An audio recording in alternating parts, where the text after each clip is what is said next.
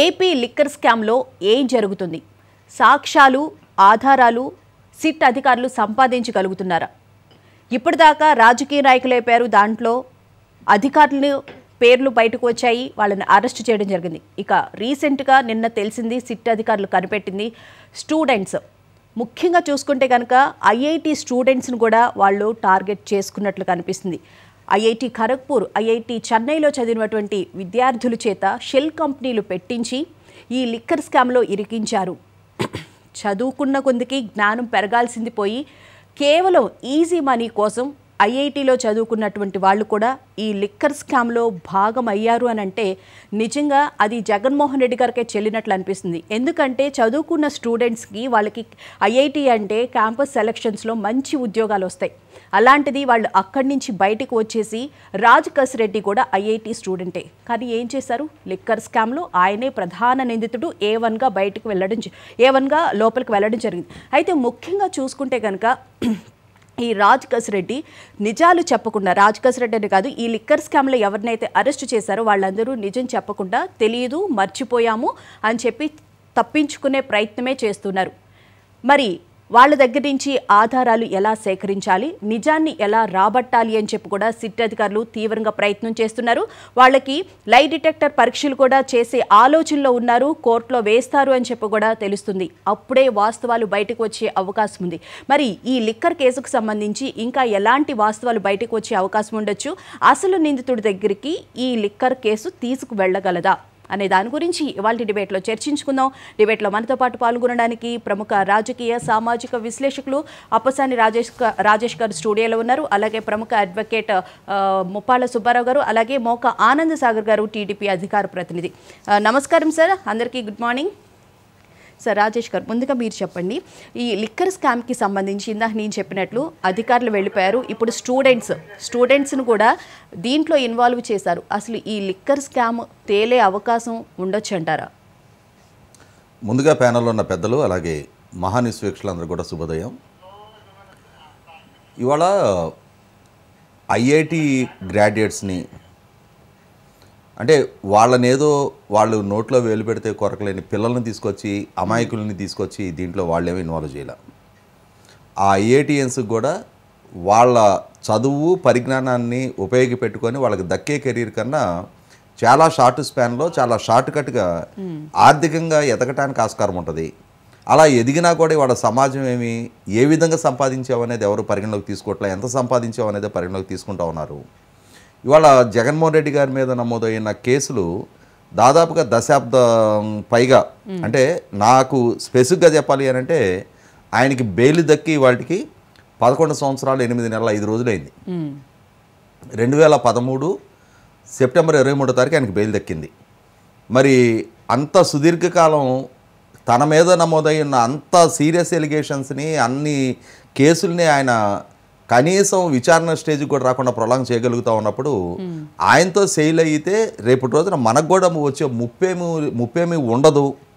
మనకి స్వామి కార్యం స్వకార్యం రెండు ఆయనతోటి అసోసియేట్ అయినట్టు ఉంటుంది, మనకు కూడా లబ్ధి చేకూరుతుంది అనే ఆలోచనతో మరి 100కి 100 రూపాయలు వాళ్ళ మెడ్రాస్ ఐఐటిలోనో ఖరగ్పూర్ ఐఐటిలోనో సీటు దక్కించుకోవటం, అక్కడి నుంచి గ్రాడ్యుయేట్ అవడం అంటే చిన్న విషయం కాదు. కొన్ని వేల మంది కళల కంటే కొద్ది మందికి మాత్రమే దక్కే అవకాశం. అటువంటి అవకాశం దక్కించుకొని చదువుకుని అంత ఉన్నత విద్యావంతులైండి కూడా ఈ విధమైన పెడదోరలో పట్టడానికి ఏకైక కారణం వాళ్ళలో కూడా ఉన్న స్వార్థ చింతనే. కాబట్టి ఇక్కడ వాళ్ళ చదువుని సాగ్గా చూపించి వాళ్ళ మనం జాలిపడాల్సిన నెస్టీ లేదు. కారణం ఏంటి అంటే ఇదే జగన్మోహన్ రెడ్డి గారు, అలాగే వీళ్ళ నాయన రాజశేఖర రెడ్డి గారు, వాళ్ళ ముఖ్యమంత్రులుగా పనిచేసే నాడు మైనింగ్ ఎండి రాజగోపాల్, ఐఏఎస్ అధికారిని శ్రీలక్ష్మి గారు, అలాగే బీపీ ఆచార్య లాంటి వాళ్ళు, ఎంతమంది ఐఏఎస్లు కోర్టుల పాలయ్యారు, ఎంతమంది రాజకీయ నాయకులు కోర్టుల పాలయ్యారు. మరి వాళ్ళందరికన్నా ఈ ఐఐటీన్స్ ఏమి అడిషనల్ ప్రివిలేజెస్ ఏం లేవు కదా, వాళ్ళకి తెలిసేది వాటిలో ఇన్వాల్వ్ అయ్యారు. రేపటి రోజున దీని ద్వారా ఎదురుగాబోయే కాన్సిక్వెన్సెస్ ఏంటి అనేది అవగాహన ఉండి కూడా ఈ రాజశేఖర రెడ్డి గారే శాశ్వతంగా ఈ రాష్ట్రాన్ని పరిపాలిస్తూ ఉంటాడు, ఆయనతో పాటు మనకు కూడా ఎంతో కొంత లబ్ధి చేకూరుతుంది కదా అని చెప్పని ఆయన ఆదేశాలు పాటించి ఆయన గుడ్ లుక్స్లో ఉంటే చాలు మనకి అనుకున్న కారణంగా అన్ని ఉల్లంఘనకు ఆనాడు పాల్పడ్డారు. తర్వాత ఒకసారి మీరు జగన్మోహన్ రెడ్డి గారి పాలనాహయం గుర్తు చేసుకోండి. ఎంతమంది ఉన్నతాధికారులు, ఇప్పుడు ఉరవకొండ ఈఆర్ఓగా ఎలక్షన్ రిటర్నింగ్ ఆఫీసర్గా పనిచేసిన అనంతపూర్ జెడ్పీసీఈఓ భాస్కర్ రెడ్డి, అతను గ్రూప్ 1 ఆఫీసరు. అక్కడ ఓట్ల తొలగింపులు చేర్పుల్లో అక్రమాలకు పాల్పడి పయ్యావుల కేశవ్ గారు సెంట్రల్ ఎలక్షన్ కమిషన్ దృష్టికి తీసుకెళ్లిన తర్వాత విచారణ జరిపి అతను సస్పెండ్ చేశారు. అతనికంటే ముందు అదే విధుల్లో పనిచేసిన మహిళాధికారిని, ఆమె తర్వాత బాపట్ల హెచ్ఆర్టీకి ట్రాన్స్ఫర్ అయ్యి ఉంది, ఆమె సస్పెన్షన్కి గురైంది. తిరుపతి బై ఎలక్షన్ సందర్భంగా లాగిన్ ఐడి మిస్యూజ్ చేశారు అన్న కారణంగా ఐఏఎస్ అధికారి Girisha, Tirupati deputy municipal commissioner Chandramouleshwar Reddy, సిఐలు, ఎస్ఐలు, ఆఖరి హెడ్ కానిస్టేబుల్ స్థాయి వరకు సస్పెన్షన్కి గురయ్యారు. అట్లాగే ఓట్ల తొలగింపు కార్యక్రమాల్లో పర్చూర్ నియోజకవర్గంలో తహసీల్దారులు, ఒక సిఐ, 3 ఎస్ఐలు సస్పెండ్ అయ్యారు. రాష్ట్ర వ్యాప్తంగా వందలాది మంది బిఎల్ఓలు సస్పెన్షన్కి గురయ్యారు. వీళ్లతో పాటు ఎన్నికల ప్రచారంలో పాల్గొన్నందుకు 962 మంది వాలంటీర్ల మీద ఎలక్షన్ కమిషన్ కేసులు నమోదు చేసింది. తర్వాత ఇవాళ జగన్మోహన్ రెడ్డి అధికారం నుంచి దిగిపోయిన తర్వాత ఆయనతో చేయలేని పాపానికి, ఆయన తప్పుల్లో భాగస్వామ్యం అయినందుకు ఇవాళ ఎంతమంది ఐపీఎస్ అధికారులు, ఐఏఎస్ అధికారులు ఛార్జెస్ ఎదుర్కొంటా ఉన్నారు. ఇవాళ పిఎస్ఆర్ ఆంజనేయులు జైల్లో ఉన్నాడు అన్న, విశాల్ గున్ని, కాంతిలాల్ రాణా టాటా, సునీల్ కుమార్ లాంటి, సంజయ్ లాంటి వాళ్ళ మీద కేసెస్ నమోదయ్యి ఉన్నాయన్న, 100% జగన్మోహన్ రెడ్డి సహవాస దోషమే కారణం. ఇంతమంది ఐపీఎస్ అధికారులు ఇవాళ కొన్ని లక్షల మంది కళల కంటే పిడిగడి మందికి మాత్రమే దక్కే అవకాశం ఆల్ ఇండియా సర్వీస్ అధికారులుగా, అంతటి ప్రతిభా పాఠవాలు కలిగి క్రీమ్ ఆఫ్ ది సొసైటీగా ఉన్న అధికారులు వాళ్ళకేం తెలియకుండా ఎవరో ఆదేశిస్తే వీళ్ళేం గుడ్డెద్దు చేలో పడ్డట్టుగా ఫాలో కాల, ఏం చేస్తున్నామనేది తెలుసుండే ఆ విచక్షణతో తప్పుల్లో వాళ్ళు భాగస్వామ్యం అయ్యి ఉన్నారు. అంటే ఇక్కడ మనకు అర్థమవుతుంది ఏంటి, రాజశేఖర రెడ్డి గారు కానీ జగన్మోహన్ రెడ్డి గారి హయాంలో వాళ్ళు ఉన్నత విద్యావంతులను లక్ష్యంగా చేసుకున్నారు, సొంత కాళ్ళ మీద ఎదిగిన పారిశ్రామికవేత్తలను లక్ష్యంగా చేసుకున్నారు. ఇవాళ కోనేరు ప్రసాద్ గారు, నిమ్మగడ్డ ప్రసాద్ గారు, పొట్లూరు ప్రసాద్ గారు, ఇట్లాంటి వాళ్ళందరూ ఎంతమంది కేసులు పాలయ్యారు, ఎంతమంది కోర్టుల చుట్టూ తిరుగుతూ ఉన్నారు. కారణం ఏంటి, ఇవాళ కోనేరు ప్రసాద్ గారు కాలం చేశారు, కానీ ఎంతమంది వీళ్ళ ధనదాహానికి బలైపోయారు. నిమ్మగడ్డ ప్రసాద్ గారు కూడా చాలా మంచి పేరు ఉంది, ఆయన చాలా కష్టపడి అదే అంటున్నా, సొంత కాళ్ళ మీద ఎదిగినా అని చెప్పని మెన్షన్ చేసింది. అందుకు నేను ఎదిగి ఒక స్థాయికి వచ్చిన వాళ్ళల్లో వీళ్ళ కళ్ళలోకి వచ్చేసారు, ఓహో వీళ్ళ నుంచి మనం ఎక్స్పెక్ట్ చేసుకోవచ్చు అని చెప్పని వీళ్ళు కూడా వాళ్ళతో సాన్నిహిత్యం ఉంటే చాలు మనకి ఇంకా ఎదుగుతాము, ఇంకా షార్ట్ స్పాన్లో ఇంకా పెద్ద అంగళ వేయచ్చు అని చెప్పని ఆలోచనతోటే చేసిన ఈ తప్పుల పర్యవసానం ఇవాళ మనం వాళ్ళ మీద జాలు చూపించాల్సిన నష్టం లేదు. ఇవాళ ఐఐటిఎన్స్ కాబట్టి ఐఐటిఎన్స్ అయిన వాళ్ళకి ఏ పనుల్లో వాళ్ళు చదువుకున్న చదువేంటి, ఈ లిక్కర్ కుంభకోణాల్లో షెల్ కంపెనీలు ఈ బ్లాక్ మనీని వైట్ చేయడానికి, మనీ లాండరింగ్ కోసం ఈ షెల్ కంపెనీల ద్వారా విదేశాలకు డబ్బులు తరలించడానికి, ఈ రూటెన్ చేయడానికి, డబ్బు తరలించడానికి, ఈ డబ్బులు లెక్కించడం, ఇది కాదు కదా వాళ్ళ చదువు, వాళ్ళకి నేర్పిన పరిజ్ఞానం. 100% ఇవాళ వాళ్ళ తల్లిదండ్రులు బాధపడాలి. ఎందుకంటే వాళ్ళ పిల్లల్ని చదివించడం వెనక వాళ్ళ కష్టం ఉంటుంది. వాళ్ళు కలలు కన్నా ప్రపంచం వేరు, సమాజంలో గౌరవ మర్యాదలతో బతుకుతారు అని చెప్పని వాళ్ళని చదివించారు. కానీ వీళ్ళ చదువు, వీళ్ళకైన పరిచయాలతోటి ఎవరో ఒకళ్ళు అరా ఎక్కడో ఏదో ఒక రకంగా ట్రాప్ అయ్యి ఇరుక్కునే వాళ్ళు ఒకటి గారు ఉంటారేమో తప్ప ఎక్కువ మంది వాళ్ళ విచక్షణతో, వాళ్ళ అవగాహన మేరకే, వాళ్ళ స్వార్థ బుద్ధితోటే వీళ్ళు తప్పటడుగులు వేశారు. కాబట్టి వీళ్ళని చదువుకున్న మూర్ఖులు అనాలి.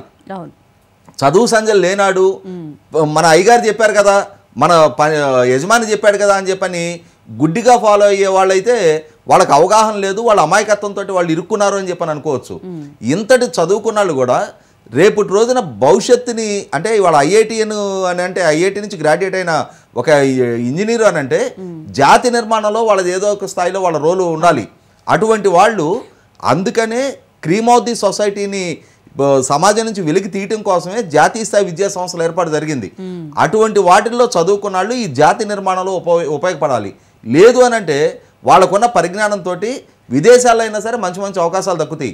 ఆ విధమైన ఎదుగుదల కాకుండా ఈ అడ్డదారుల్లో వాళ్ళ చదువుకు సంబంధం లేని రాజకీయ నాయకులతోటి, పాలకులతోటి సన్నిహితంగా ఉంటే చాలు, రేపు రోజున ఏదో ఒక అడ్డదారిలో మనం రాజకీయంగానో లేదు ఆర్థికంగానో ఎదుగుతాం కదా అని చెప్పనే స్వార్థపు బుద్ధితోటి నేర సామ్రాజ్యంలోకి అడుగుపెట్టిన పర్యవసానం వాళ్ళ క్వాలిఫికేషన్ గురించి వాళ్ళ విషయంలో ఏ విధంగానూ మనం ఎడిషనల్గా జాలి చూపాల్సిన అవసరం లేదు. వాళ్ళకేమీ వాళ్ళు చదువుకున్న చదువు వల్ల అడిషనల్ ప్రివిలేజ్ ఇవ్వాల్సిన ఎస్టీ కూడా లేదు.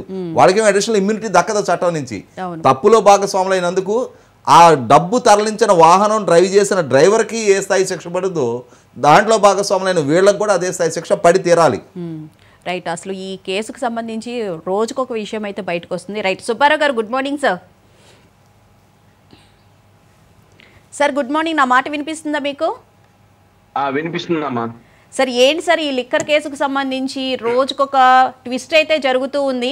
అయితే ఇప్పటి వరకు ఎవరినైతే అరెస్ట్ చేశారో వాళ్ళెవరూ సరైన సమాధానం చెప్పడం లేదు కాబట్టి లై డిటెక్టర్ పరీక్షలకు కూడా వెళ్ళే ఆలోచనలో సిట్ అధికారులు ఉన్నారు అని చెప్పని అంటున్నారు. సో దానికి కోర్టు అనుమతి ఇచ్చే అవకాశం ఉంటుందంటారా? ఒకటమ్మా, ఈ మద్యం కేసులో ఉన్నటువంటి ప్రముఖులందరూ కూడా విచారణ సంస్థలో వాళ్ళ కస్టడీకి తీసుకొని విచారణ జరిపేటప్పుడు గుర్తులేదు, మర్చిపోయాను, తెలియదు అనే సమాధానాలు చెప్పడమే తప్ప కేసుకు సంబంధించినటువంటి సమాచారం ఒక్కటి కూడా వాళ్ళు లీక్ చేయలే. ఇన్వెస్టిగేషన్ ఏజెన్సీ కొంత సాక్ష్యాలని వాళ్ళు డాక్యుమెంటరీ ఎవిడెన్స్ కానీ టెక్నికల్ ఎవిడెన్స్ కానీ వివిధ రకాల సాక్ష్యాలను గ్యాదరించి ముందుకు నడుస్తూ ఉంది. కాబట్టి ఇప్పుడు వస్తున్నటువంటి వార్తల ప్రకారం లై డిటెక్టరో లేకపోతే నార్కో అనాలిసిస్ టెస్టో తదితర టెస్టులు చేస్తారు, చేసి తద్వారా సమాచారాన్ని రాబడతారని అనుకున్నారు. కానీ ఇక్కడ మనం చూడాల్సింది Selvi versus state of Karnataka అనేటువంటి సుప్రీంకోర్టు తీర్పులో ముద్దాయి అంగీకరిస్తే మాత్రమే ఈ టెస్టులకి వాళ్ళని అనుమతించాలి, ముద్దాయి తిరస్కరిస్తే న్యాయస్థానం కూడా డైరెక్ట్ గా వాళ్ళని దానికి ఇవ్వడానికి లేదు అని చెప్పింది. ఇక్కడ ఈ కెసిరెడ్డి కానీ ధనంజయ రెడ్డి కానీ లేకుంటే కృష్ణమోహన్ రెడ్డి కానీ గోవిందప్ప కానీ చెవిరెడ్డి కానీ వీళ్ళు నిజంగా చిత్తశుద్ధి అయి ఉంటే మాకు అభ్యంతరం లేదు, వాస్తవాలు వెలుగు తీసుకోండి, మేము లై డిటెక్టర్ కానీ నార్కో అనాలిసిస్ టెస్ట్ కానీ మేము సిద్ధము అని చెప్పగలగాలి. అలాగే చెప్పినప్పుడు వాళ్ళ నిజాయితీ, వాళ్ళ నిబద్ధత, నిజమే పాపం ఇలా పాత్ర లేదేమో అని నమ్మడానికి అవకాశం ఉంటుంది. లేదు మమ్మల్ని ఆ టెస్టులకు ఇవ్వద్దని చెప్పేసి భయపడిపోయి తద్వారా మాకు యొక్క వాస్తవాలు వెలుగు చూస్తాయి, తద్వారా ఇబ్బంది కలుగుద్దని చెప్పేసి భయపడితే వాళ్ళు మాకు ఆ టెస్టులకు ఇవ్వడానికి వీల్లేదని న్యాయస్థానంలో పిటిషన్ వేసినప్పుడు కూడాను విచారణ సంస్థలు వ్యతిరేకించే అవకాశాలు ఉన్నాయి. ఒకవేళ నార్కో అనాలిసిస్ కానీ లై డిటెక్టర్ టెస్టుల ద్వారా కానీ చేస్తే అది ఫర్దర్ ఇన్వెస్టిగేషన్ కి మాత్రమే సహకరిస్తుంది. సమాచారాన్ని రాబట్టడానికి దాని ప్రాతిపదికగా ఇన్వెస్టిగేషన్ చేయడానికి సహకరిస్తుంది కొంతవరకు. ఇప్పుడు అది కూడా విచారణ సంస్థలు వెయ్యాలని అనుకోవడానికి కారణం ఏంటంటే వీళ్ళు నోరు విప్పటంలా, వీళ్ళు వాస్తవాలు చెప్పటంలా, డాక్యుమెంట్లు చెప్పినా డాక్యుమెంట్లు ముందు పెట్టినా కానీ గుర్తులేదు, మర్చిపోయాము, తెలియదు అనే సమాధానాలు తప్ప 3 పదాలు తప్ప ట్రైనింగ్ ఇచ్చినట్టుగా ఇంకో పదాలు రావట్లా. కాబట్టి ఇన్వెస్టిగేషన్ ఏజెన్సీ దగ్గర టెక్నికల్ డాక్యుమెంటరీ ఎవిడెన్స్ ఆల్రెడీ ఉంది. దాన్ని ప్రాతిపదికగా ఫర్దర్ ఇన్వెస్టిగేషన్ కోసం ఈ లై డిటెక్టర్ కానీ లేకపోతే ఈ నార్కో ఎనాలిసిస్ టెస్ట్ కానీ చేయడానికి విచారణ సంస్థలు ప్రయత్నిస్తున్నట్టుగా కనబడతా ఉంది. కాబట్టి ఇక్కడ చాలా స్పష్టమండి, ముద్దాయిల యొక్క సాక్ష్యం తన మీద తాను చెప్పుకుంటే అది పరిగణలోకి రాదు, అది సాక్ష్యంగా పరిగణించబడదు. కానీ వాళ్ళు చెప్పినన్ని సమాచారం ప్రాతిపదికగా దీంట్లో ఉన్నటువంటి అనకొండలు ఎవరున్నారు, ఎవరి పాత్ర ఎంత ఉంది, ఆ దిశలో తదుపరి విచారణ జరపడానికి ఈ యొక్క టెస్టులు సహకరిస్తాయనే విషయాన్ని ఇక్కడ మనం గమనించాలి. ఇందాక మీరు చెప్పినట్టుగా ఐఐటి విద్యార్థులను ఏ విధంగా సెల్ కంపెనీల ద్వారా ఈ మద్యం కేసులో అక్రమంగా సంపాదించినటువంటి సొమ్ముని ఏ విధంగా బదిలీలు చేశారో మనం వెలుగు చూస్తా ఉంది. అలానే కొన్ని పరిశ్రమల్లో పెట్టారు, కొన్ని రియల్ ఎస్టేట్లో పెట్టారు, కొంత బంగారం కొన్నారు, రకరకాలుగా ఈ సొమ్ముని తరలించారు, ఎన్నికల్లో పెట్టారు. చివరికి అది కూడా చెవిరెడ్డి భాస్కర్ రెడ్డి ద్వారా వెలుగు చూసింది కదా, దాదాపుగా 42 నియోజకవర్గాల్లోనేమో పెట్టినట్టుగా ఇప్పటి వరకు వెలుగు చూసింది. ఇంకా విచారణలో ఇంకా కొత్త వెలుగు చూస్తా ఉన్నాయి. అయితే ఇక్కడ జగన్మోహన్ రెడ్డి పాత్రను కూడా విచారణ సంస్థ గతంలోనే రాసింది. రిమాండ్ రిపోర్ట్ లో గతంలో న్యాయస్థానంలో వేసిన దాంట్లో పరోక్షంగా జగన్మోహన్ రెడ్డి గురించి ఏం రాసిందంటే, the high profile political executive of the then government, గత ప్రభుత్వంలో హై ప్రొఫైల్ ఉన్నటువంటి పొలిటికల్ ఎగ్జిక్యూటివ్ కూడా ఈ యొక్క మద్యం కేసులో ఉన్నారు, వాళ్ళ పాత్ర ఉందని రాశారు. మరి అంత హై ప్రొఫైల్ ఉన్నటువంటి పొలిటికల్ ఎగ్జిక్యూటివ్ గత గవర్నమెంట్ లో ఎవరున్నారంటే డెఫినెట్ గా జగన్మోహన్ రెడ్డి తలుపులు తట్టాల్సిన పరిస్థితి ఉత్పన్నం అవుద్ది. కాబట్టి ఇది విచారణ చేసే కొద్దీ, ఏదో గొయ్యి తవ్వే కొద్దీ బయటపడుతున్నాయి అన్నట్టుగా వీళ్ళు వాళ్ళు కాదు, చివరికి విద్యార్థులు. అంటే సార్ ఇక్కడ అంతిమ లబ్ధిదారుడు ఎవరు అనేది ఆ పేరు చెప్తే మమ్మల్ని చంపేస్తారు, మేము ఇక్కడే ఉంటాము అని చెప్పి అనే మాట అన్నారు అని చెప్పి అయితే అంటూ ఉన్నారు. అది వాస్తవమేనంటారు అసలు? ఇప్పుడు ఒకటండి మా ఈ కేసులోనే కాదు, నిన్న కాక మొన్న వివేకానంద రెడ్డి మర్డర్ కేసులో సునీల్ యాదవ్ ఏం చెప్పాడు, నన్ను వెంబడించి చంపడానికి ప్రయత్నం చేస్తున్నారని చెప్పారు. అవును. చివరికి ఆ కేసులో అప్రూవల్ అయినటువంటి వ్యక్తి ఏం చెప్పాడు, దశగిరి నాకు ప్రాణహాని ఉంది పలానా వాళ్ళ నుంచి అన్నాడు. చివరికి జగన్మోహన్ రెడ్డి గారి చెల్లెలు ఏం చెప్పింది, సునీతారెడ్డి నాకు నా కుటుంబానికి ప్రాణాపాయం ఉందని చెప్పింది. అంటే ఏదైతే కాన్సన్ట్రేషన్ చేస్తావు, ఏదైతే ఇలాంటి అధిక నేరాలు ఉన్నాయో వీటిలో నా ఉద్దేశంలో రేపు కసిరెడ్డికి కూడా ప్రాణాపాయం ఉందని చెప్పే పరిస్థితి చూడండి.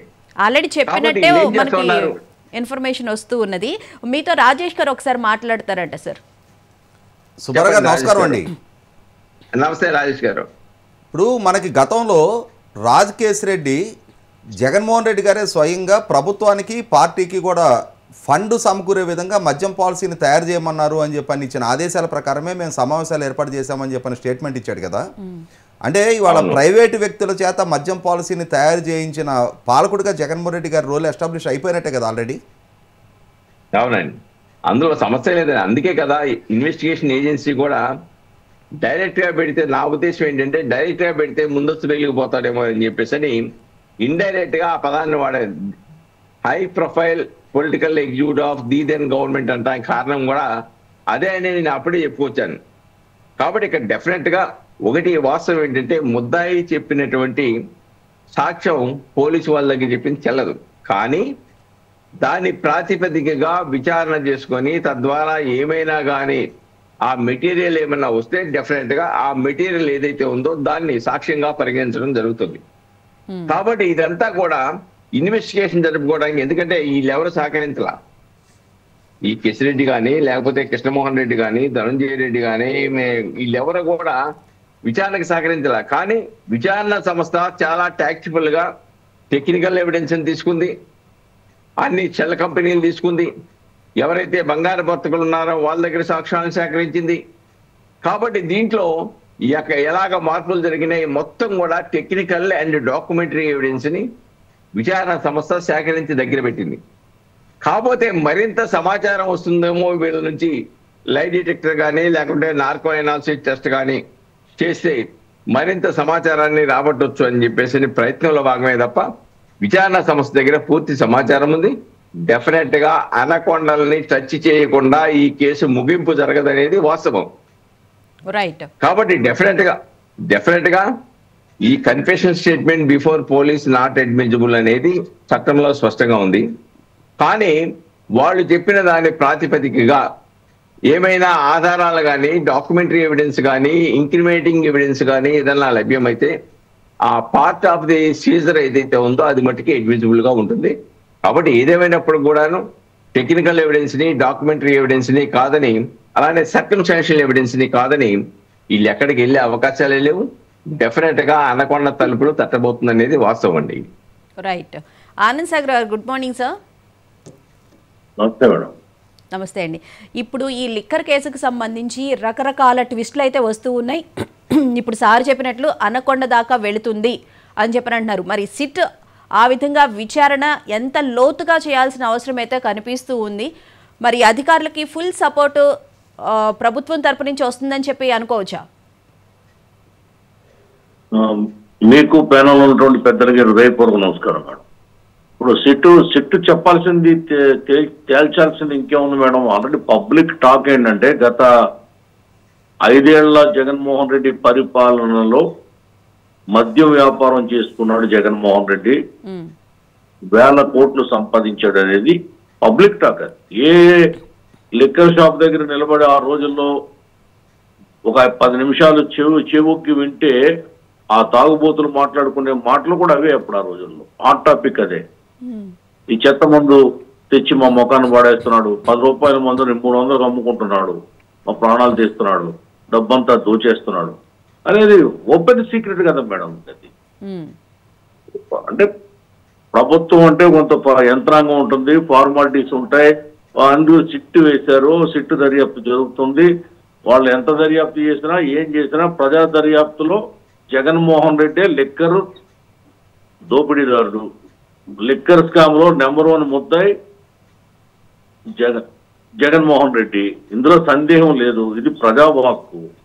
అతి సామాన్యుడు, ముఖ్యంగా మద్యపానీయం చేసేటువంటి వ్యక్తి, అరమనిషిని అడిగినా కూడా చెప్పే మాట జగన్మోహన్ రెడ్డి మద్యపాన నిషేధం చేస్తానని చెప్పి, మద్యపాన నిషేధం చేసిన తర్వాత వచ్చి ఓటు అడుగుతాను మళ్ళీ మిమ్మల్ని అని చెప్పి నమ్మించి గొంతు కోశాడు. తాగుబోతుల నోట్లో విషాన్ని నింపాడు, వాళ్ళ గొంతులో గరలను పోశాడు.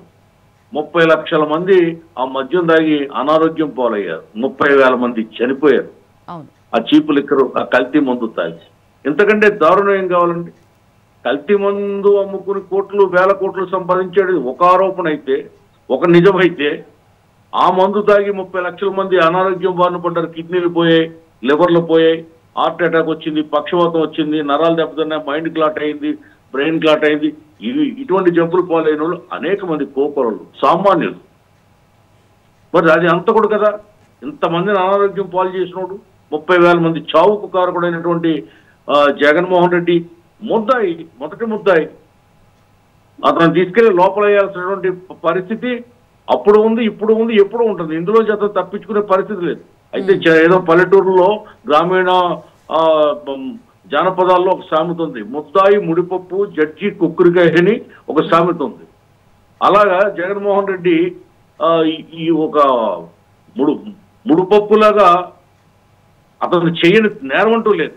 ప్రతి మనిషితోటి, ప్రతి రంగంలోనూ, ప్రతి డిపార్ట్మెంట్లో కూడా దోపిడీ చేయించాడు ముఖ్యమంత్రిగా ఉండి. ఒక రకంగా చెప్పాలంటే ఆ జగన్మోహన్ రెడ్డి దోపిడీదారులు ముఖ్యమంత్రి, దొంగ వ్యాపారులు ముఖ్యమంత్రి, దౌర్జన్యాల ముఖ్యమంత్రి, తాముల ముఖ్యమంత్రి. ఇటువంటి నెంబర్ 1 గజ దొంగ జగన్మోహన్ రెడ్డి అనేది ప్రజలు గ్రహించారు కాబట్టే 11 సీట్లలోకి ప్రజా కోర్టులో అతన్ని ఓడించి కసి తీర్చుకున్నారు. రాజకీయంగా అతన్ని సమాధి చేశారు. కానీ ప్రభుత్వం ఏంటంటే దానికి కొన్ని పారామీటర్స్ ఉంటాయి, కొన్ని పద్ధతులు ఉంటాయి, రాజ్యాంగానికి కొన్ని విలువలు ఉంటాయి. కాబట్టి ఒక మాజీ ముఖ్యమంత్రి అనే ఒక ఆ ట్యాగ్ అది ఏడ్చింది కాబట్టి ఆ వ్యక్తి మీద, దాని ప్రకారంగా వాళ్ళు వెళ్తున్నారు తప్ప ఇందులో అతన్ని ఉపేక్షించేది ఉండదు, అతను వదిలిపెట్టేది ఉండదు. ఈ కేసులో నిజాలు బయట పెట్టకుండా ఆగేది ఉండదు. రైట్. ఆనంద్ గారు ఒకసారి రాజేష్ గారు మాట్లాడతారంట మీతో. నమస్కారం ఆనంద్ సాగర్ గారు. అయ్యా నమస్కారం అండి అంబసాన్ గారు. ఈరోజు విచారణ జరుగుతున్న సిట్కి అలాగే ప్రభుత్వానికి మీ ద్వారా నాదొక సూచన ఏంటి అంటే, మీరు ఇందాక ప్రస్తావించిన సీరియస్ వ్యాధులు అంటే కిడ్నీ కానీ, లివర్ కానీ, హార్ట్కి సంబంధించి కానీ, అలాగే బ్రెయిన్ క్లాట్లు లాంటి వ్యాధులు 2019 నవంబర్లో జగన్మోహన్ రెడ్డి గారి ప్రభుత్వం కొత్త మద్యం పాలసీ వచ్చిన నాటికి 2024లో ఆయన పాలన దిగిపోయే నాటికి రాజీవ్ ఆరోగ్యశ్రీ నుంచి మీరు డేటా కలెక్ట్ చేయడానికి ఆస్కారం ఉంది. అంటే అంతకుముందు ఆ వ్యాధులు బారిన ఎంతమంది పడ్డారు, ఈ పర్టికులర్ 4 సంవత్సరాల పీరియడ్లో ఈ వ్యాధిగ్రస్తులు ఎంతమంది ఉన్నారు, రాజీవ్ ఆరోగ్యశ్రీ కింద ఆ రోజుల్లో వైఎస్ఆర్ ఆరోగ్యశ్రీ అనుకుంటా, రాజీవ్ కూడా కాదు, ఆరోగ్యశ్రీ ట్రస్ట్ ద్వారా ఎంతమంది ఆ వ్యాధులకి ట్రీట్మెంట్ పొందారు అనే డేటా మీరు కనుక తీసుకోగలిగితే ఈ నాణ్యత లోపం కారణంగా ఎంతమంది ప్రజలు బాధితులుగా మారారనేది కూడా ఎస్టాబ్లిష్ చేయడానికి ఆస్కారం ఉంటుంది. ప్రభుత్వానికి మీరు అలాగే సిట్టుకు కూడా మీ ద్వారా ఆ సూచన తెలియజేయండి. తప్పకుండా సార్, అది ఆల్రెడీ తేల్చడం జరిగింది. ఆ లెక్కలు ప్రభుత్వం చెప్పిన లెక్కలే నేను ఇప్పుడు చెప్పడం జరిగింది. 30 లక్షల మంది నేను చెప్పినటువంటి వ్యాధుల బారిన పడ్డారు. ఆ కల్తీ మద్యం, జగన్మోహన్ రెడ్డి అమ్మిన ఆ చీపు లిక్కరు, కల్తీ మద్యం, పనికిమాలిన మందు తాగి 30,000 మంది ప్రాణాలు కోల్పోయారు ఆ వ్యాధులతో. ఈ 5 ఏళ్లలో జగన్మోహన్ రెడ్డి పరిపాలన కాలంలో జరిగినటువంటి ఈ తాగుబోతులు జరిగినటువంటి అన్యాయం, వచ్చినటువంటి రోగాలు ఆ చిట్టా ప్రభుత్వం ప్రకటించింది. దాన్నే నేను ఇప్పుడు మా న్యూస్ ద్వారా తెలియజేశాను. మీరు కూడా విషయాలు కావాలంటే నా దగ్గర ఉన్నాయి, పంపిస్తాను. ఇంకా ఏమన్నా కొత్త విషయాలు కూడా తమకు పంపిస్తాను నేను. రైట్. రాజేష్ గారు, అసలు ఇప్పుడు ప్రభుత్వమే డైరెక్ట్గా కల్తీ మద్యాన్ని ఇట్లా అమ్మి క్యాష్ చేసుకోవడాన్ని ఎలా చూడాలి? ప్రజల ఆరోగ్యంతో డైరెక్ట్గా ప్రభుత్వమే చెలగాటమాడిందని చెప్పి అనుకోవచ్చు కదా?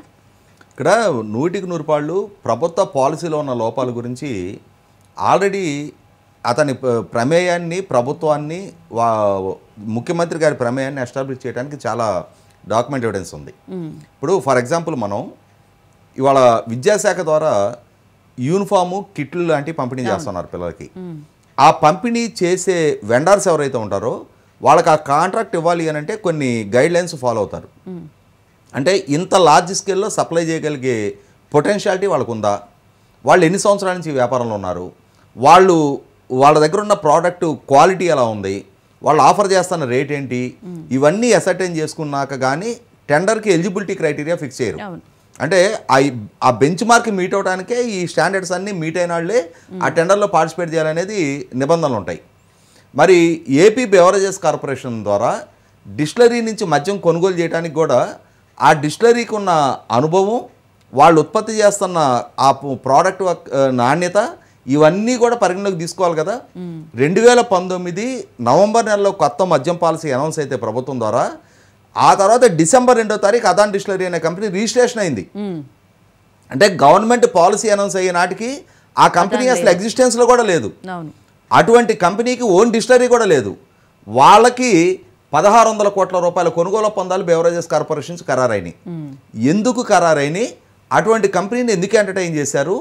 ఎవరికి ఆయాచితో లబ్ధి చేకూర్చడం కోసం ఈ విధమైన నిబంధనల ఉల్లంఘనకు పాల్పడ్డారు. వేల కోట్ల రూపాయల కొనుగోలు ఒప్పందాలు, ఏదో 10 కోట్లు 20 కోట్లు కాదు. చిన్నపిల్లలకి సప్లై చేసే పప్పు చెక్క, మనం చిక్కీ అంటాం కదా, అది సప్లై చేయాలి అన్నా కూడా కొన్ని నామ్స్, స్టాండర్డ్స్ మెయింటైన్ చేయాలి. అటువంటిది వాళ్ళ ఇన్ని వేల కోట్ల రూపాయల కొనుగోలు ఒప్పందాలు చేసుకుంటున్నప్పుడు అప్పటికప్పుడు రిజిస్ట్రేషన్ అయిన కంపెనీకి ఎలా ఆర్డర్లు ఇస్తారు? ఎందుకు ఇచ్చారు? అంటే ఆయాచిత లబ్ధి, అధికార దుర్వినియోగం జరిగింది, నిబంధనల ఉల్లంఘన జరిగింది అనేది అర్థమవుతుంది కదా. కాబట్టి ఏంటంటే చాలా విస్తృతంగా దీంట్లో ఇంకా లోతైన విచారణ జరగాలి. ముఖ్యమంత్రిగా జగన్మోహన్ రెడ్డి గారి పాత్రను నిర్ధారించడానికి ఇంతకన్నా సాక్ష్యాలు అవసరంలా. ప్రభుత్వం, చంద్రబాబు నాయుడు గారి ప్రభుత్వం ప్రకృతి వనరైన ఇసుకని ఉచితంగా ఇవ్వాలి అని చెప్పని ఒక నిర్ణయం చేస్తే దానివల్ల ప్రభుత్వ ఆదాయానికి గండి కొట్టారు అని చెప్పని చంద్రబాబు నాయుడు గారి మీద జగన్మోహన్ రెడ్డి గారి ప్రభుత్వం కేసు పెట్టింది. ఇవాళ వీటన్నిటిని ఏమనాలి? ఇవాళ ముక్కు మొహం తెలియని కొత్తగా రిజిస్ట్రేషన్ అయిన కంపెనీ, వాళ్ళకి అంతకుముందు మార్కెట్ ఎక్స్పీరియన్స్ లేదు, ఎక్స్పర్టైజ్ లేదు. అటువంటి వాళ్ళకి అన్ని వందల కోట్ల రూపాయల కొనుగోలు ఆర్డర్లు బెవరేజెస్ కార్పొరేషన్ ఎలా చేసుకుంది? అలా చేసుకున్న ఆర్డర్లు సంవత్సరాల తరబడి కొనసాగుతుంటే పాలకుడిగా జగన్మోహన్ రెడ్డి గారు ఏం చేశారు?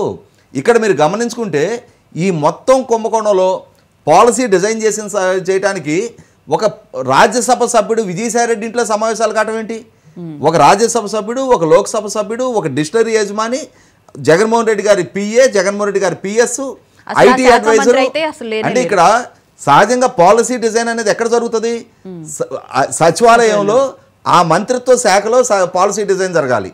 దాన్ని ముఖ్యమంత్రి గారి సమక్షంలో చర్చించి ఆమోదం పొందిన తర్వాత అసెంబ్లీకి తీసుకొచ్చి శాసనసభ్యుల మధ్య చర్చించి బిల్లు ఆమోదం పొందిన తర్వాత చట్టరూపంలో బయటికి రావాలి. కానీ ఇక్కడ మీకు అసెంబ్లీలో ఈ పాలసీ డిజైన్ అవ్వాలా, మంత్రివర్గ సచివాలయంలో మంత్రి గారి కార్యాలయంలో ఈ పాలసీ డిజైన్ అవ్వాలా. ఇది ప్రైవేటు వ్యక్తుల చేత ప్రైవేటు ప్రాంతాల్లో పాలసీ డిజైన్ జరిగింది అని అంటే ఢిల్లీ మద్యం కుంభకోణం మనకి దాంట్లో ఉన్న ఆరోపణ ఏంటి? ఢిల్లీలో ఒక 5 స్టార్ హోటల్లో కవిత గారు ఆంధ్రప్రదేశ్ లేదు దక్షిణాది ప్రాంతాల నుంచి వ్యాపారస్తులను తీసుకెళ్లి వీళ్ళకు అనుకూలంగా ఢిల్లీ ప్రభుత్వంలో కీలక విభాగాల్లో ఉన్న రాజకీయ నాయకులు, అధికారులతోటి సమావేశాలు ఏర్పాటు చేసి వాళ్ళ ద్వారా వ్యాపారస్తులకు అనుకూలమైన పాలసీని తయారు చేయించారనేది కదా. మరి ఇవాళ ఢిల్లీ మద్యం కుంభకోణంలో ఉన్న ఆరోపణలకి ఇవాళ విజయసాయిరెడ్డి ఇంట్లో మా ఇంట్లోనే సమావేశాలు జరిగినాయి అని చెప్పని విజయసాయిరెడ్డి చెప్పిన దానికి ఆ సమావేశాల్లో పాల్గొన్నాము అని చెప్పని రాజకేశ్ రెడ్డి ఇచ్చిన వాంగ్మూలానికి మధ్య వ్యత్యాసం ఏముంది?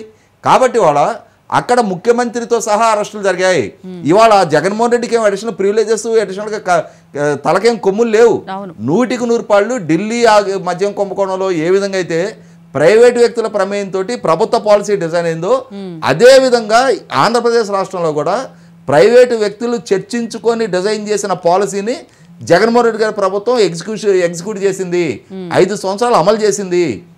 దానివల్ల ప్రైవేటు డిస్టిలరీసు పాలకులు కలగలిసి వేల కోట్ల రూపాయల ఆదాయాన్ని పంచుకున్నారు.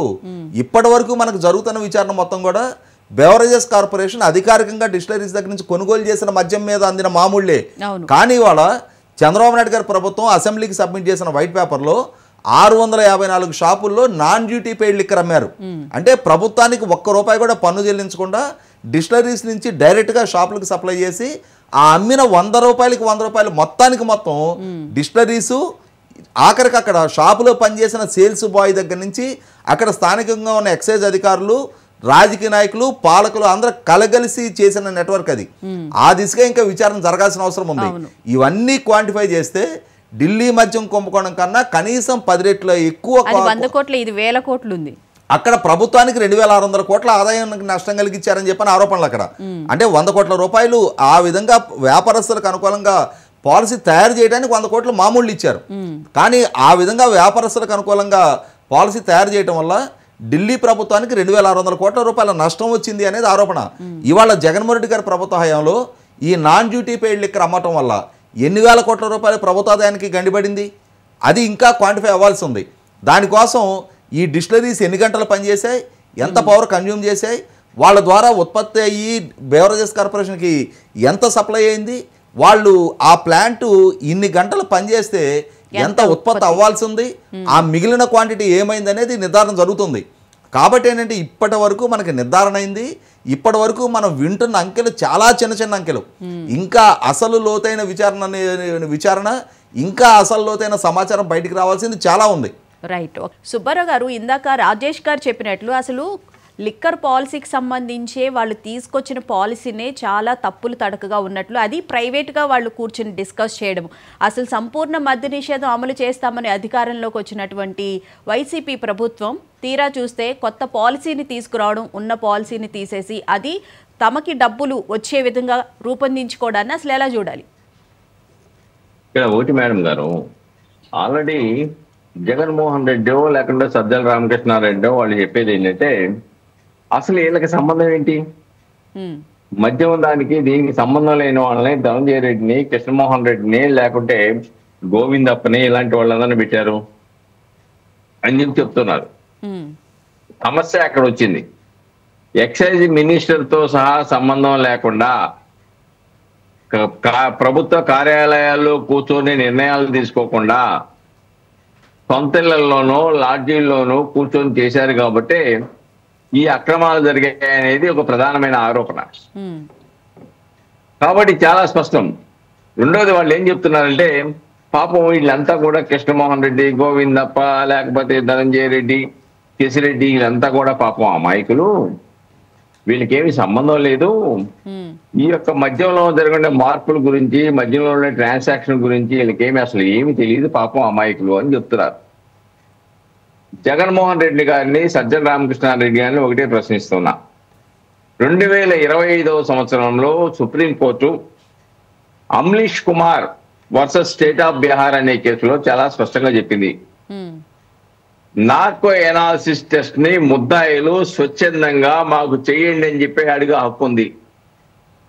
అంటే మేము నేరం చేయలేదు, మాకు ఈ నేరంతో సంబంధం లేదు, దీంట్లో స్కెచ్ గీయటంలోనూ ట్రాన్సాక్షన్లోనూ మద్యం వ్యాపారంలోనూ నాకు సంబంధం లేదని చెప్పేసి స్వచ్ఛందంగా ముద్దాయే న్యాయస్థానాన్ని అర్జించే అధికారాన్ని 2025 సుప్రీంకోర్టు చాలా స్పష్టంగా చెప్పింది ఈ కేసులో. రమ్మనమంటే జగన్మోహన్ రెడ్డి గారు ఒప్పించమని వాళ్ళని స్వచ్ఛందంగా మేమే నార్కో ఎనాలిసిస్ లేకపోతే లై డిటెక్టర్ టెస్టులకి మేము వస్తాము, మా పాత్ర ఏమీ లేదని చెప్పమనండి. వాళ్ళు నిజాయితీ నిర్దోషిస్తాం బయటపడుతుంది కదా. అవును. కానీ అవన్నీ దాచిపెట్టి తెలియదు, మర్చిపోయాను, గుర్తులేమని సమాధానం చెప్పిస్తూ ఈ రోజున వాళ్ళని కాపాడడానికి ప్రయత్నం చేస్తా ఉన్నారు.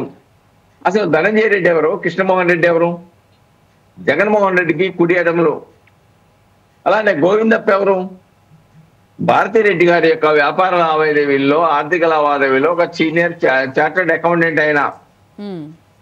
కాబట్టి వీళ్ళతో ఇంత సంబంధాలు ఉన్న వ్యక్తులు దీనికి మొత్తానికి ప్రధాన భూమిక పోషించేసి ఆ యొక్క మద్యంలో వచ్చిన అక్రమ సొమ్ముని ఏ విధంగా దాన్ని సెల్ కంపెనీల ద్వారానో వివిధ కంపెనీల ద్వారా ఏ విధంగా ట్రాన్సాక్షన్ చేయాలి, ఏ విధంగా చట్టబద్ధం చేసుకోవాలని చెప్పేసి మొత్తం కీలక సూత్రధారులు వీళ్ళై ఉంటే వీళ్ళని రక్షించడానికి ప్రయత్నం చేస్తారు. ఒకటి.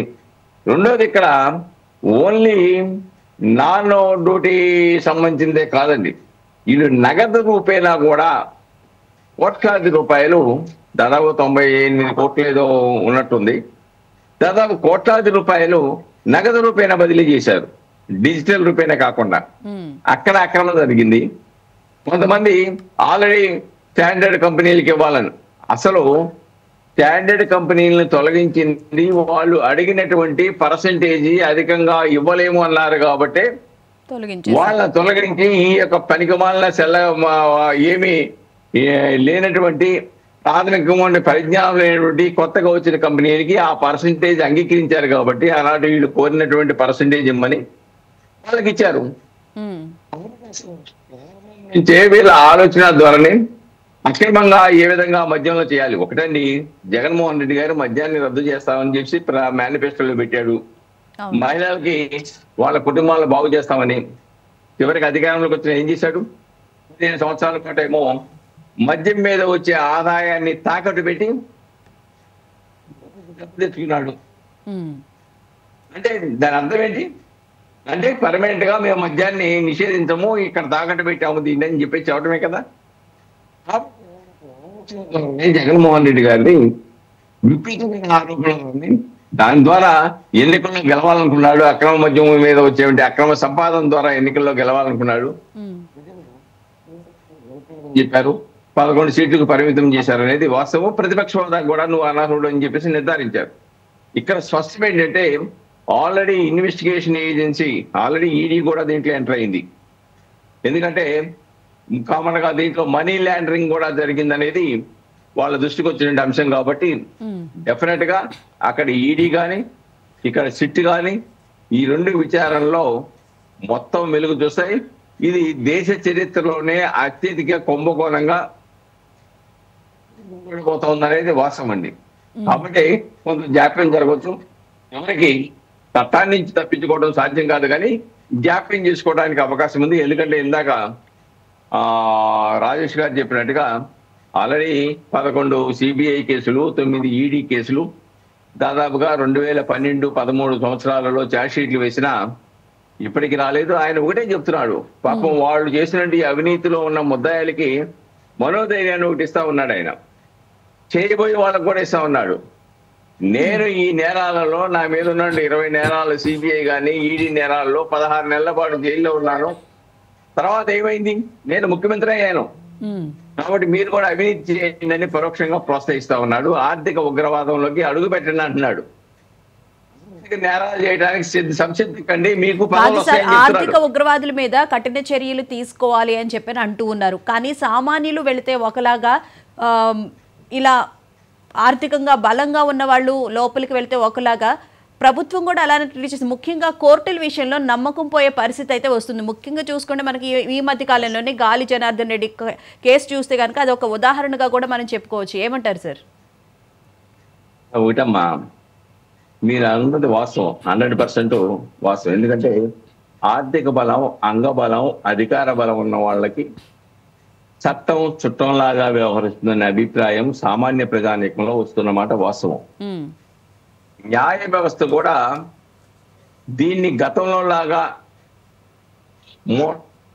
పోసినట్టుగా తీర్పులు చెప్పడం కరెక్ట్ కాదు. న్యాయ వ్యవస్థ కూడా క్రియాశీలకంగా వ్యవహరించాలి. సుప్రీంకోర్టు ఇచ్చినటువంటి కొన్ని తీర్పుల్లో ఆర్థిక నేరాలు అనేవి సమాజం మొత్తానికి నష్టం చేకూరుతుంది కాబట్టి అటువంటి వాటిల్లో కఠినంగా వ్యవహరించాలని జగన్మోహన్ రెడ్డి గారి కేసులోనే ఆదేశాలు ఇచ్చిన విషయాన్ని మర్చిపోకూడదు. కాబట్టి న్యాయ వ్యవస్థ, న్యాయమూర్తులు కూడా క్రియాశీలకంగా వ్యవహరించవలసిన పరిస్థితి ఉంది. ఎందుకంటే ఇప్పటి వరకు న్యాయ వ్యవస్థ మీదే ప్రజలకి కాస్త నమ్మకం ఉంది. ఆ వ్యవస్థ కూడా ప్రజలు నమ్మలేని పరిస్థితి కనుక వెళితే ప్రజాస్వామిక వ్యవస్థ కుప్పకూలిపోద్దనేది వాస్తవం. కాబట్టి ఆ అభిప్రాయం నుంచి ప్రజలను వెళ్లకుండా ఇది కొంతమందికి చుట్టం, కొంతమందికి చట్టం అనే అభిప్రాయం ఉండకూడదు. ఆ అభిప్రాయం కనుక ఏర్పడితే ఇబ్బందికర పరిస్థితులు. ఎందుకంటే ప్రస్తుతం ఉన్న పరిస్థితులు మర్డర్ చేసేసినా కానీ, నరికినా కానీ సుప్రీంకోర్టుకి వెళ్ళి వరకు బెయిల్ తెచ్చుకునే పరిస్థితి. కానీ అదే సామాన్య ప్రజానికం అక్కడ దాకా వెళ్ళలేడు. ఆయన ఆర్థిక స్తోమత చాలనప్పుడు జైల్లోనే మగ్గే పరిస్థితి ఓ పక్కన కొనసాగుతుంది.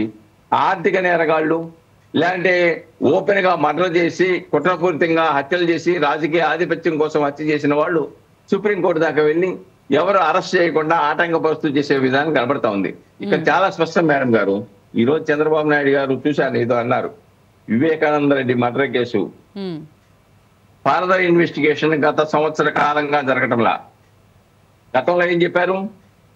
ఆ ప్రభుత్వం సహకరించలేదు, సిబిఐ కూడా అదే చెప్పింది హైకోర్టులో.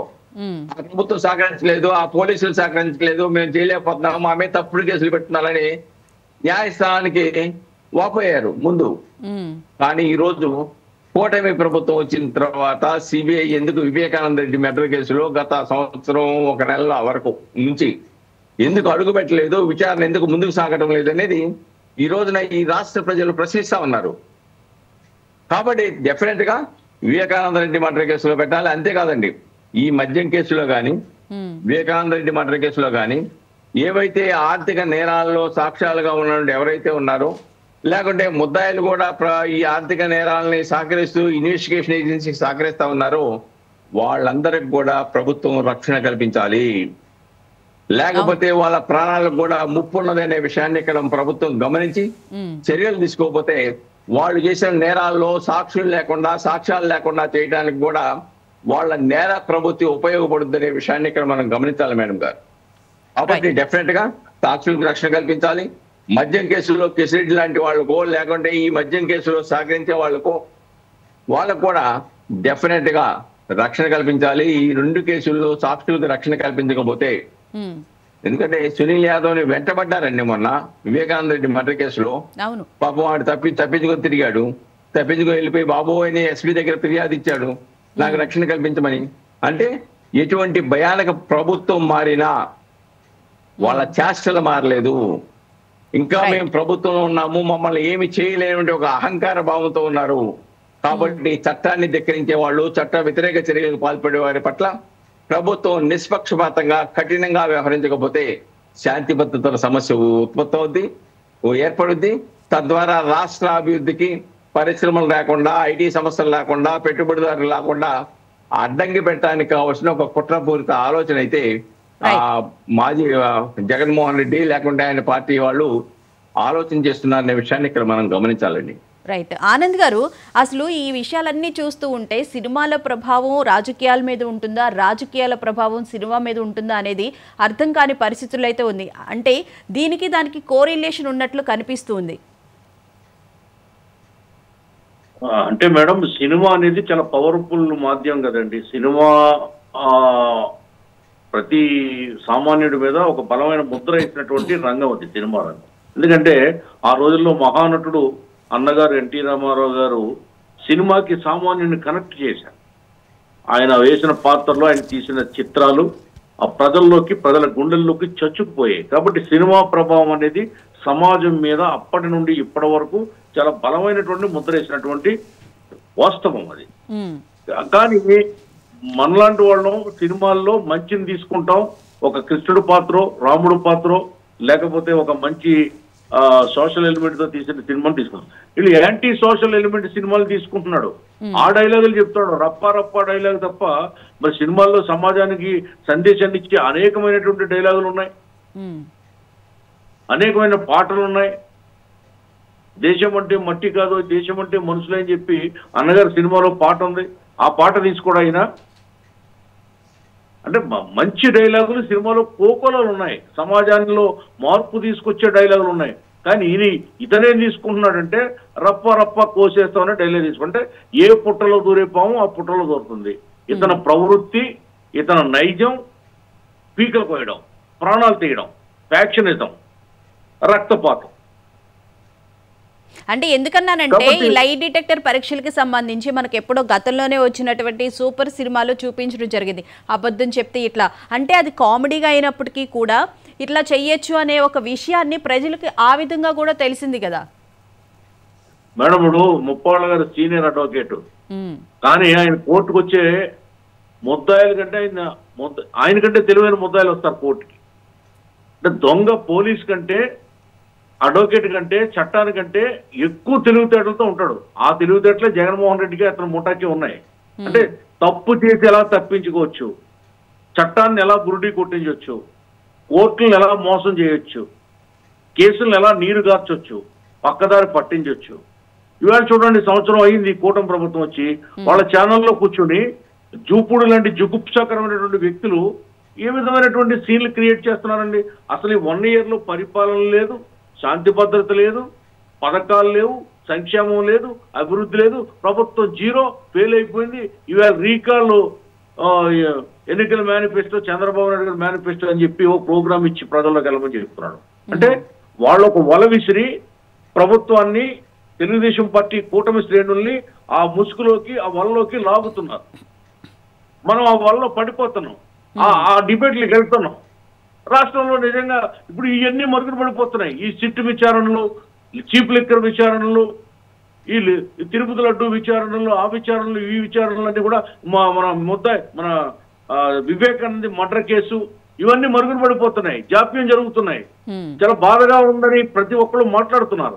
అసలు ముందు ఏదో విషయంలో ఇన్ని రకాల కేసులు, ఇన్ని రకాల ఆరోపణలు జగన్మోహన్ రెడ్డి చుట్టూ, వాళ్ళ పార్టీ నాయకుల చుట్టూ, ప్రభుత్వం చుట్టూ ఉన్నప్పుడు దేన్నో దాన్ని ప్రజల ముందు పెట్టాల్సినటువంటి ఆవశ్యకత తక్షణం ఉంది. ఇందాక అంపసాని గారు చెప్పారు ఎన్డీపీ లిక్కర్ గురించి. 65 లక్షల లీటర్ల ఎన్డీపీ మద్యాన్ని ఆనాడు జగన్మోహన్ రెడ్డి 5 ఏళ్ల పరిపాలన కాలంలో ఎక్సైజ్ శాఖ పట్టుకుంది. ఎలా పట్టుకుంది? ఇక్కడ ఈ లిక్కర్ మంచిది కాక హైదరాబాద్ పోయో, బెంగళూరు పోయో, యానం పోయో తాగేవారు, వచ్చేటప్పుడు తెచ్చుకునేవారు. 65 లక్షల లీటర్లు ఎన్డీపీ లిక్కర్ దొరికిందంటే జగన్మోహన్ రెడ్డి మద్యం పాలసీ ఫెయిల్ అయినట్టే కదా. మద్యం పాలసీ లక్ష్యం దోపిడీయే కదా. అందులో రుచి లేదు, వాసన లేదు, రంగు లేదు, తాగుబోతులు దగా చేస్తుంది కదా, తాగుబోతులు పీకులకు వచ్చింది కదా ఆ మద్యం పాలసీ. ఇంకా జాప్యం దేనికి? ఇంత భయంకరమైనటువంటి ఆ కుంభకోణాన్ని కూడా మనం జాప్యం చేస్తే, అతను దోషాన్ని తేల్చలేకపోతే రేపు పొద్దున్న అతనికి ఎలాగా అడ్డుకట్టేయగలుగుతారు? ప్రజలు తీర్పు ఇచ్చారు, 11 సీట్లు ఇచ్చారు, నువ్వు పనికిరావని చెప్పారు. ప్రతిపక్షం కూడా నీకు లేదురా బిడ్డ పో అని చెప్పారు. మరి ప్రభుత్వం ఏం చేస్తుంది? మరి ఎప్పుడు ఈ జరుగుద్ది? చేతులు కాలేక మళ్ళీ ఆకులు పట్టుకుంటారా 2029లో? ఇది కరెక్ట్ కాదు మేడం. ఇది అదే ప్రజలు కూడా అదే నిలదీస్తూ ఉన్నారు. దానికి సంబంధించి ప్రజలు కూడా నిలదీస్తూ ఉన్నారు. ఇప్పుడు మన ఛానల్లో కాదు మేడం, వేరే ఛానల్లో పోతుంటే వాళ్ళ ప్రతినిధులు అడుగుతున్నారు, ఇన్ని ఆరోపణలు చేశారు, ఒక్కటే దమ్ముంటే ఒక్కటి తేల్చమంటున్నారు. వాళ్ళు ఏం చెప్పాలి? ఇప్పుడు ఇక్కడ అంటే వాళ్ళు లేరు మన ఛానల్లో, మరి వేరే ఛానల్లో ఉంటున్నారు, వాళ్ళు సవాలు విసురుతున్నారు. ఏం చెప్పాలి? మనం చేసేది ఏదైనా డైవర్షన్ పాలిటిక్స్ అంటున్నారు వాళ్ళు. డైవర్షన్ పాలిటిక్స్ అనేది వైసీపీ డిఎన్ఏ. వాళ్ళ రక్తంలో, వాళ్ళ బ్రతుకులో, వాళ్ళ పుట్టుకలో ఆ డైవర్షన్ అనేది ఉంది, ఆ మర్డర్స్ అనేవి ఉన్నాయి, రక్తపాతం అనేది ఉంది, దోచుకోవడం అనేది ఉంది. అటువంటి చెత్త పార్టీ ఇంకా ఈ రాష్ట్రంలో మాట్లాడే అవకాశం ఇస్తుంటే చాలా బాధేస్తుంది. ఆ చెత్త నాయకుని ఇంకా ఇక్కడ తిరగనిస్తున్నాం అంటే గుండెలు తరుక్కుపోతున్నాయి, ఉక్రోషం వస్తుంది, ఆవేశం వస్తుంది. మరి ప్రభుత్వం ఎందుకు ఉదాసీనంగా ఉంటుంది? ఎందుకు జాప్యం చేస్తుంది? ఇది ఏదో బేతాళ ప్రశ్నలాగా మిగిలిపోతుంది. మళ్ళీ చెట్టు ఎక్కిపోతున్నాడు, అది శవం కోసం విక్రమార్కుడు దిగొస్తున్నాడు, మళ్ళీ మామూలే బేతాళ ప్రశ్న. కథ కంచికి మనం ఇంటికి అన్నట్టు ఉంది తప్ప, జగన్మోహన్ రెడ్డికి అతను అన్నట్టు నా వెంట్రుకు కూడా పీకలేరని చాలాసార్లు చెప్పాడు. అదే జరుగుతుంది. ఇంత ప్రభుత్వం, ఇంత చట్టం, అక్కడ కేంద్రం, ఇక్కడ రాష్ట్రం, ఇంత వ్యవస్థలు ఉండి, ఈడీ ఉండి, సిబిఐ ఉండి, సిట్ ఉండి, అది ఉండి, సిఐడి ఉండి, ఇన్ని ఉండి దొంగను పట్టుకోలేని పరిస్థితి అంటే ఎవరి చేతగాని తను, ఎవరి డొల్లతను, ఈ అంశాలన్నీ ప్రభుత్వం దృష్టికి తీసుకెళ్తున్నారా మరి మీరు? ఎందుకు తీసుకెళ్ళట్లేదు మేడం? ఇప్పుడు మీ డిబేట్ మా పార్టీలో రికార్డ్ అవుతుంది డిబేట్. ఇది తెలీదా? ప్రతిదీ బాబు గారు డాష్ బోర్డ్కి వెళ్తుంది, ప్రతిదీ లోకేష్ గారు డాష్ బోర్డ్కి వెళ్తుంది, పవన్ కళ్యాణ్ గారికి వెళ్తుంది, వాళ్ళ ప్రతినిధులు మాట్లాడింది, అలాగే బీజేపీ సంబంధించిన వాళ్ళకి వెళ్తుంది. ఎక్కడ ఎందుకు జాప్యం జరుగుతుంది? ఎవరి వల్ల జరుగుతుంది? దీనికి కారణం ఏంటి? ఇంక దేనికి మీరు మేషాలు లెక్క పెడుతున్నారు? ఏ లెక్కలు కావాలి ఇంకా వీళ్ళకి? అంత దొరకని లెక్కలు ఉన్నాయా? అంత చిక్కులు ఉన్నాయా? చిక్కుముళ్ళు ఉన్నాయా? ఇందాక రాజేష్ గారు చెప్పింది అదే, డిస్టిలరీస్ కి సంబంధించి ఉన్న వ్యత్యాసం గురించి ఇంతవరకు ఇప్పుడు లెక్కలకు తీశారు. నాన్ డ్యూటీ పేడ్ ట్యాక్స్ దాని గురించి ఇంతవరకు రాలేదు. ఇంకా అవి కూడా తీయాల్సిన అవసరం అయితే ఉంది. అంటే చాలా కీలకమైన ఆధారాలు సేకరించగలిగితేనే సిట్ అధికారులు అప్పుడు అసలు లబ్ధిదారుడు ఎవరు అనే విషయానికి చేరుకునే అవకాశం కనిపిస్తుంది అని చెప్పి అదే మేడం, ఎంత కీలకమైన ఆధారమైనా సంవత్సరం సరిపోదా అని ప్రజలు అడుగుతున్నారు. ఇప్పుడు నువ్వు బావిలో నీరు తోడాలంటే చేత వేయాలి, చేత పైకి రావడానికి ఒక 5 నిమిషాలు పడుతుంది, లేదా ఒక అరగంట పడుతుంది అనుకుందాం. సంవత్సరం అయింది కదా ప్రభుత్వం వచ్చి. మనం 5 ఏళ్లు పోరాడిన విషయమే కదా మద్యం పాలసీ మీద, తప్పుడు పాలసీ. అది జగన్మోహన్ రెడ్డి సొంత పాలసీ. ఏ చరిత్రలో ఏ ముఖ్యమంత్రి ఇలా మందు అమ్ముకుని బ్రతకలేదు, ఎంత దరిద్రగుట్టు పాలసీ తీసుకురాలేదు. మందు ఇలా కూడా అమ్ముకొచ్చా ప్రభుత్వం, ఒక ముఖ్యమంత్రి ఇలా కూడా దోపిడీ చేయొచ్చని ప్రూవ్ చేశాడు జగన్మోహన్ రెడ్డి. 5 సంవత్సరాలుగా ఈ కంట దోష వచ్చేలాగా మాట్లాడాం. ఇంకా మాట్లాడాలి దీని మీద, ఇంకా డిబేట్ చేయాలంటే కొంత అసహనం ఉంటుంది. కాబట్టి దీనికి ఫుల్ స్టాప్ పెట్టాలి ప్రభుత్వం. జగన్మోహన్ రెడ్డి ఆట కట్టించాలి, లేకపోతే ఈ విషవృక్షం మళ్ళీ సమాజంలో విషం కక్కుతున్నారు. ఇవాళ తల్లికి వందనం ఇస్తే లేదని చెప్తున్నారు, 4,000 పింఛన్ ఇస్తే లేదంటున్నారు. ఏం చెప్పమంటారు అసలు? నాకు అర్థం. 27,000 కిలోమీటర్ల రోడ్లు వేస్తే బాగు చేస్తే లేదని చెప్తున్నారు. అది మీరు ప్రచారం చేసుకునే విషయంలో అది చాలా వెనుకబడి ఉన్నారు అని చెప్పారు అంటున్నారు. అందుకే కదా గ్రామ స్థాయికి వెళ్ళి ఏమేం చేస్తుంది, ప్రభుత్వ పథకాలు ఏ విధంగా అమలవుతున్నాయి అనే విషయాల గురించి చెప్పాలి అని కూడా అంటూ ఉన్నారు. కాదు, దొంగలు దోపిడీదారులు మళ్ళీ బయటకు వచ్చి విజృంభించి ప్రభుత్వం చేస్తున్నటువంటి సంక్షేమాన్ని, అభివృద్ధిని లేదు కాదు ఇదంతా ప్రచార పటాటోపం తప్ప ఏమీ లేదు, డైవర్షన్ పాలిటిక్స్ తప్ప ఏమీ లేదని చెప్తా ఉన్నాను. ఏమిటండి ఇది? బనకచెర్ల ప్రాజెక్టు గురించి మాట్లాడితే అది డైవర్షన్ పాలిటిక్స్ అంటున్నారు. రాష్ట్రానికి అవసరం అని చెప్పట్లేదు, రాష్ట్రానికి కావాలని చెప్పట్లేదు. తెలంగాణ సానుకూలంగా ప్రతిస్పందించింది నిన్న. కానీ ఇక్కడ ఉన్నటువంటి వైసీపీ అది బోగస్ అంటున్నారు. 80,000 కోట్లు ఎక్కడి నుంచి తెస్తాడు చంద్రబాబు నాయుడు అంటున్నారు. అభివృద్ధి మీద విషయం కక్కుతున్నారు, సంక్షేమం మీద విషయం కక్కుతున్నారు. అన్న క్యాంటీన్లు పెట్టి 4 కోట్ల మందికి భోజనం పెడితే 1 ఇయర్ కాలంలో అది అబద్ధం అని చెప్తున్నారు. పెన్షన్ల గురించి అన్ని విషయాల గురించి వాళ్ళే విష ప్రచారం చేస్తున్నట్లు అనిపిస్తుంది. ఎందుకంటే పెన్షన్లకు సంబంధించి గత సంవత్సర కాలంగా దాదాపు 34,000 కోట్ల వరకు ప్రభుత్వం ఇవ్వడం జరిగింది. కానీ అది ఎక్కడ ప్రభుత్వం అయితే చెప్పుకునే పరిస్థితి అయితే కనిపించలేదు. ఇప్పుడు తల్లికి వందనం గురించి కూడా ఫిగర్స్తో చెప్తున్నారు, కానీ వేసిన ప్రజలు వచ్చి వాళ్ళు స్పందించిన తర్వాతే ఓకే తల్లికి వందనం పడింది అని చెప్పి మాత్రం తెలుస్తుంది. Right, thank you so much Anand Sagar గారు, thank you so much Subbarao గారు, thank you so much Rajesh గారు స్టూడియోకి వచ్చినందుకు. మొత్తం మీద అయితే లిక్కర్ పాలసీకి సంబంధించి అసలు ఈ కేసులో ఏం జరుగుతుంది, ఇంకా కీలకమైన ఆధారాలు సిట్ అధికారులు సాధిస్తారా, సిట్ విచారణ పారదర్శకంగా జరగాలి అంటే కనుక ప్రభుత్వం తరపు నుంచి 100కి 200% సపోర్ట్ ఇస్తేనే అది జరుగుతుంది అని చెప్పారన్నారు. కానీ ఈ విషయానికి సంబంధించి త్వరగా అరెస్టు చేయాలి అని చెప్పి కూడా ప్రజల యొక్క భావనగా కూడా మనకి తెలుస్తూ ఉంది. ఇది వాళ్ళ మహా డిబేట్.